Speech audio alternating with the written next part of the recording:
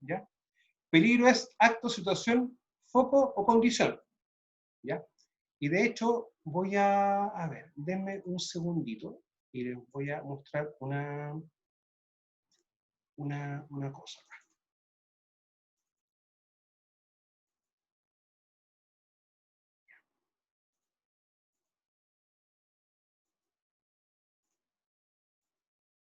Chiquillos, están viendo la misma imagen que yo, ¿ya?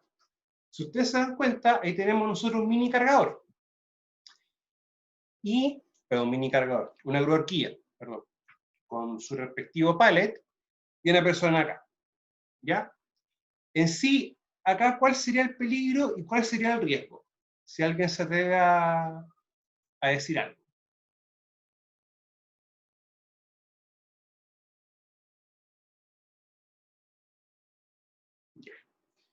Peligro en este caso es estar detrás de una máquina en un punto ciego, por ejemplo. Y el riesgo que nosotros tenemos acá es básicamente el de atropello de la grúa horquilla para con la persona, ¿ya? El peligro siempre va a ser el foco, acto o situación que puede causar daño. Y el riesgo es la forma o vía o camino en cómo la persona va a interactuar con esto, con lo que está acá. Ahora veamos otro ejemplo. Tengo una misma horquilla, pero ya la persona está situado o está colocado bajo el palo, ¿ya? Y acá, en la práctica, acá hay dos peligros. Uno, estar situado delante de un vehículo con su carga elevada, o delante de una horquilla, y el otro peligro que se puede considerar acá es estar bajo una carga suspendida. Pero un poquito, chiquillo, que me están haciendo una pregunta acá en el chat. No, a ver. Atropellamiento. Sí, o un riesgo de atropello, ¿ya? También se puede definir así. Ahora, ¿por qué nosotros decimos riesgo? Porque riesgo es la probabilidad de que el peligro cause daño, ¿ya? Entonces, el riesgo en sí es la forma o la interacción en cómo la persona puede estar con el peligro. Ahora, cuando el riesgo ya se materializa, por ejemplo, este pallet se cae y impacta a la persona, ya tenemos un golpe, un golpeado por, también. Y vamos a tener una consecuencia. ¿Ya? Por lo tanto, uno también tiene que darse cuenta de que van a haber ciertas actitudes que hacen que el riesgo se materialice en una consecuencia. Ahora, mire, vamos a tener acá otro ejemplo. Tenemos una horquilla y tenemos una persona parada sobre el palo. Acá podemos decir que el peligro es estar sobre una horquilla, ¿ya? Utilizándola como una plataforma de trabajo. Ahora, si nos damos cuenta, la plataforma de trabajo, ¿es adecuado utilizar una horquilla para eso? ¿Para tal evento?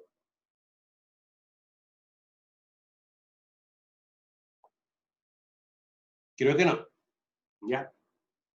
En la práctica, esto corresponde a un peligro, pero también, desde otra perspectiva, puede ser un riesgo, pero un riesgo de tipo adquirido, ¿ya? Cuando uno habla de un riesgo adquirido, en la práctica uno dice que es cuando se utiliza un equipo o un elemento para lo que no está diseñado. Y eso pasa cuando utilizamos esto para este evento, para esto que estamos viendo acá. Otro ejemplo es cuando utilizamos un esmeril angular, ¿ya? Pero quitamos la protección y le colocamos un disco para cortar madera. Eso también es un riesgo adquirido. O sea, nosotros sabemos que el peligro es acto, foco, situación, condición. Pero también cuando uno quiere ver un riesgo adquirido, también se puede utilizar de esa metodología. ¿Ya? Acá también tenemos otro peligro, que es estar situado delante de una horquilla, ¿ya? Pero también que la horquilla transite con el pallet a esta altura, muy similar a la altura de los ojos del operador, también se considera un peligro. Y acá el riesgo puede ser golpeado por el pallet, caída al mismo nivel de la persona con respecto a la superficie, y también un riesgo de atropello. O sea, podemos tener tres riesgos desde esa perspectiva. Y acá el peligro netamente es situarse delante de la horquilla. Ahora, situarse prácticamente en un punto ciego, ojo, un punto ciego en el cual el operador no tiene visión del entorno. No sé si ustedes han visto muchas veces que estos equipos trabajan en áreas coneadas, o en áreas que esté solamente el equipo, ¿ya? Y es porque estos equipos, como ustedes los ven, muchas veces no tienen espejo. Por lo tanto, cualquier cosa que pase en esta parte de acá, muchas veces el operador no lo puede ver. ¿Ya? No va a estar dentro de su rango o radio de visión. ¿Ya? Tenemos otro peligro, por ejemplo, que es estar sobre el equipo, o colocarse sobre el equipo. Y en este caso acá tenemos un peligro, ¿ya? Y también puede ser un requerido, utilizar un equipo como una plataforma de trabajo. Ahora, vamos a revisar un poco, chiquillo, el PPT, ¿ya? Para ver un par de cositas ya de sí de la materia. La prevención de riesgos, chiquillos, siempre uno la va a tomar como una rama o un árbol. Y ese árbol va a tener dos ramas. Una que es la seguridad industrial y otra que es la higiene industrial, ¿ya? La higiene industrial se va a enfocar siempre más a las condiciones ambientales, como por ejemplo la presencia de ruido, la presencia de polvo, temperaturas y humedad, que son cuatro factores o elementos que se dan mucho en minería. La presencia de polvos, específicamente los con un contenido de sílice, es un tema bien importante, ya que produce una enfermedad minería que se llama la famosa silicosis. Y la exposición continua a ruido genera también otra enfermedad profesional, que es la famosa hipoacusia, pero en este caso una hipoacusia neurosensorial, que es una exposición continua, ¿ya? A niveles de ruido tal que el oído, cuando está expuesto y descansa, no se repara y se empieza a dañar, a dañar, a dañar, ¿ya? ¿Y por qué hago referencia a esas dos enfermedades que trabaja mucho en la higiene industrial? Porque son dos de las enfermedades profesionales que más se dan en Chile. Eso tenemos que tenerlo bien claro. Y de hecho, de cada 10 enfermos profesionales, de 6 a 7 son sordos. Tienen una sordera. Ahora, la seguridad industrial tiene otro enfoque, que es más preocuparse de los accidentes. O sea, por ejemplo, de los cortes, las caídas, los golpeados, un contacto con energía eléctrica, ¿ya? O un contacto con un producto químico, un contacto puntual. Ya cuando es un contacto con un producto químico ya constante en el tiempo, eso ya lo ve más la higiene industrial. El accidente lo ve la seguridad y la enfermedad profesional lo ve la higiene. Diferencia entre ambos conceptos es netamente el tiempo. El accidente es inmediato, la enfermedad en el transcurso del tiempo. O sea, pueden pasar, por ejemplo, 15, 20, 30 años para que una persona manifieste una enfermedad profesional. Acá en Chile, el tiempo aproximado para que la gente presente una sordera son de 15 a 20, 25 años más o menos. O sea, no es que tú estás expuesto a ruido y de manera inmediata y quedas sordo. No, tú vas perdiendo de manera progresiva tu capacidad de audición. Eso es muy importante tener bien claro, chiquillos, en minería. Y en minería, lo que es silicosis y lo que es hipoacusia son los dos más comunes, ¿ya? Por si acaso. La seguridad industrial se dedica a lo que es la prevención de accidentes del trabajo y hace estudio, evaluación y control de los factores de riesgo propio de un ambiente de trabajo. Como por ejemplo en minería subterránea podemos tener lo que corresponde a ventilación, ya lo que también corresponde a lo que es fortificación, por ejemplo, que eso en sí no lo ve la prevención de riesgo tan directamente, pero sí lo ve lo que es un sistema de extracción. Nunca nos olvidemos, chiquillos, que minería subterránea no es llegar y hacer un hoyo, sino que hay que seguir un método de explotación. ¿Ya? Y vamos a tener distintos métodos de explotación. Y cada método va a implicar riesgos para los trabajadores distintos. ¿Vamos a tener riesgo común? Perfecto. Pero no es lo mismo estar trabajando con un método A que con un método B. ¿Ya? Para que también lo tengamos bien, bien claro. Acá la higiene industrial reconoce, evalúa y controla. ¿Ya? Y se dan cuenta, hay una diferencia que básicamente en el paso A, en el estudiar y en el reconocer. Cuando uno está trabajando en un ambiente, el trabajo de redundancia, y uno quiere saber si está expuesto a ruido, hay un ejercicio muy sencillo, que es colocarse al lado de una persona, a menos de 1 metro, y si tú tienes que gritar para que la persona te escuche, tú estás ya expuesto a ruido. O sea, tú estás reconociendo que estás frente a un agente. Si tú estás situado en un lugar y vas caminando y te cuesta respirar y empiezas a, como te suenas, a botar polvo o tu mucosidad empieza a tener un color oscuro, estoy expuesto a polvo. Ahora, quizás en la evaluación viene a decirse o a decirnos a qué tipo de polvo está expuesto. Si uno que tiene sílice o no tiene sílice. Eso también hay que tenerlo bien claro. Ahora, peligro, chiquillo, es fuente, situación, condición o acto con potencial para causar daño. Ojo, potencial. O sea, si tú estás haciendo una labor, una actividad, puede que te accidentes como puede que no te accidentes. O sea, no es que uno esté haciendo algo y se va a accidentar de inmediato, no, tenemos ese temita, ¿ya? Que el potencial. Ahora, cualquier condición o acción de la que pueda esperarse que cause o sea la causa daños físicos. Por lo tanto, podemos decir que cualquier actividad puede corresponder a un peligro. Lo que yo hago día a día corresponde a un peligro. O sea, por ejemplo, el conducir, en venir a buscar a una persona o dejar a una persona a su trabajo, o conducir a la feria o supermercado, eso corresponde a un peligro porque es un acto, ¿ya? Por si acaso. Ahora, los peligros siempre los vamos a clasificar, o tener tres tipos de clases, A, B y C. Ahora, el A, yo siempre he dicho, es el que te puede causar un daño severo o te puede matar. El B, algo leve, o una enfermedad, una lesión, una enfermedad grave, por ejemplo. Leve podría ser un clase C. O sea, por ejemplo, acá puede ser una caída de altura o una caída considerable.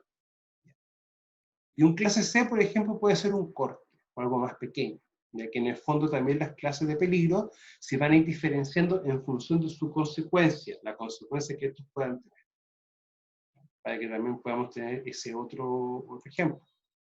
Acá tenemos dos peligros.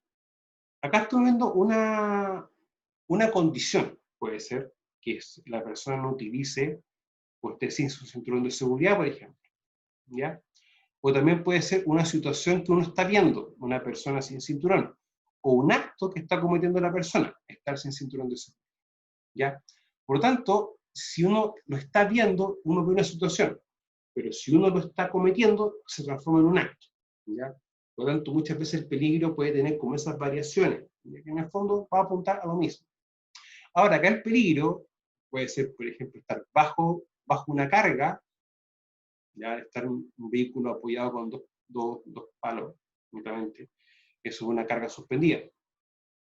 Ya estar realizando alguna reparación o mantención, o quizá alguna tarea de soldadura. O sea, reparar, soldar, mantener, ya son verbos, ar-er. Por lo tanto, ahí nos damos cuenta que eso corresponde a una acción. El que la persona esté bajo la carga es un acto. Pero si yo estoy viendo una persona, yo desde afuera viendo eso, corresponde también a una situación. Ambos son peligros. ¿Ya? Ahora, riesgo es la probabilidad de que un peligro pueda causar daño. O sea, si yo estoy interactuando con un peligro, tengo un riesgo, porque riesgo es la interacción. ¿Ya? No tiene otra lectura, chicos. Riesgo corresponde a interacción. Ahora, es la probabilidad de ocurrencia de un evento. Ejemplo, riesgo de una caída o el riesgo de ahogamiento. También tenemos un riesgo de atropello, entre otras cosas.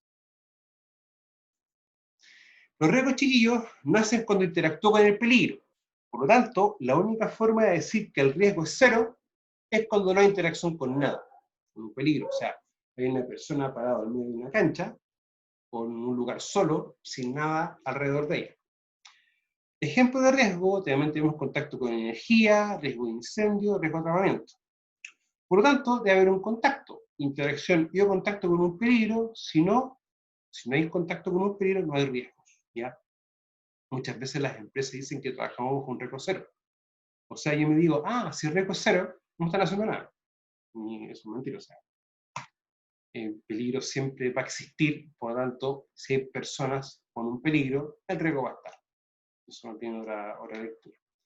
Ahora, ¿los riesgos se pueden clasificar? Sí, se pueden clasificar. En los inherentes, los adquiridos, los riesgos puros. Inherentes son los propios de la materia, como por ejemplo los explosivos. Y ahí no tenemos nada que hacer.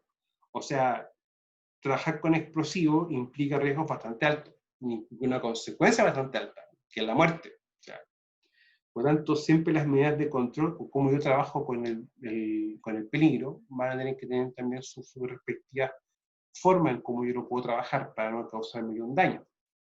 Ahora, el adquirido es cuando un riesgo en el material no existe y este se agrega. Por ejemplo, utilizar un cuchillo como destornillador, utilizar un tambor, dos tambores y una tabla como una superficie de trabajo, ¿ya?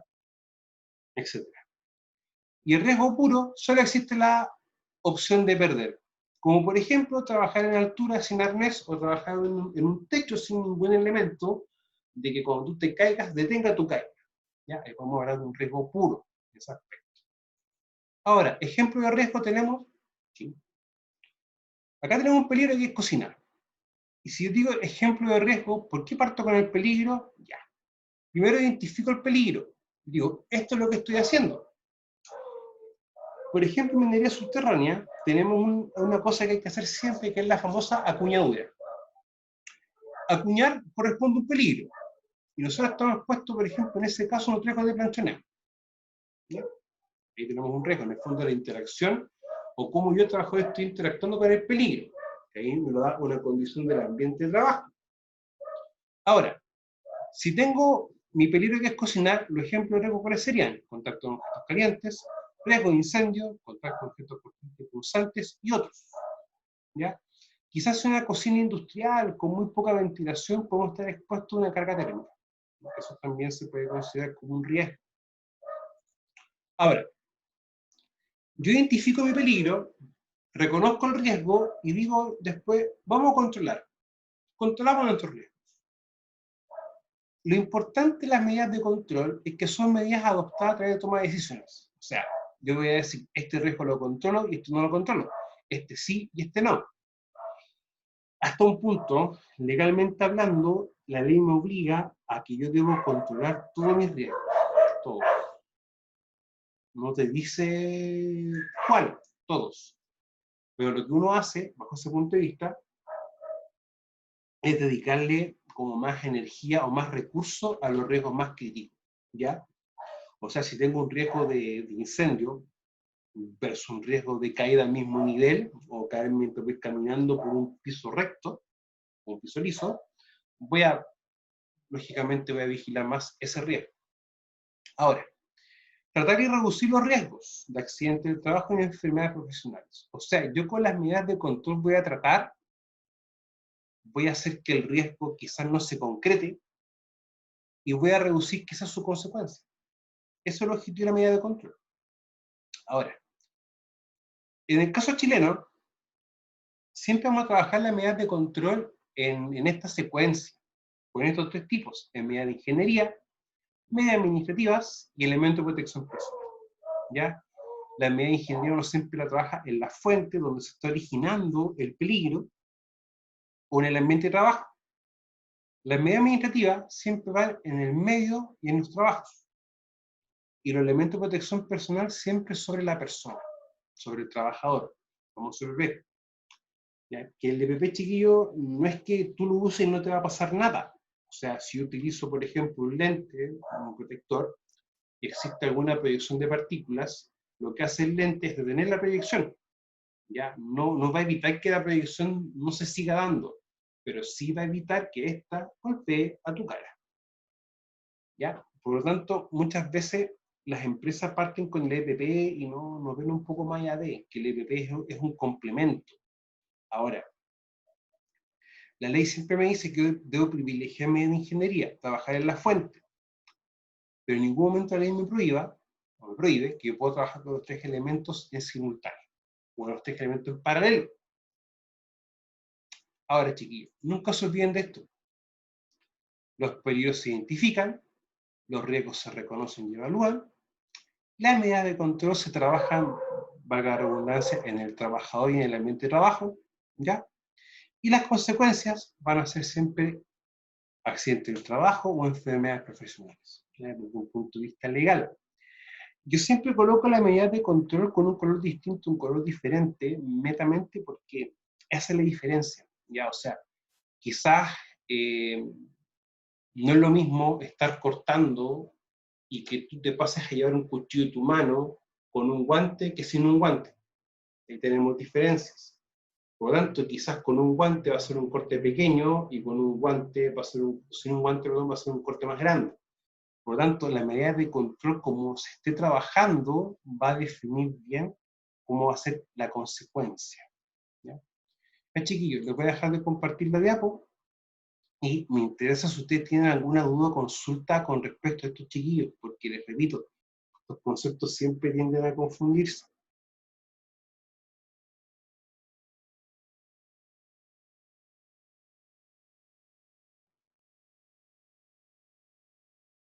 Chiquillos, ¿no tienen dudas?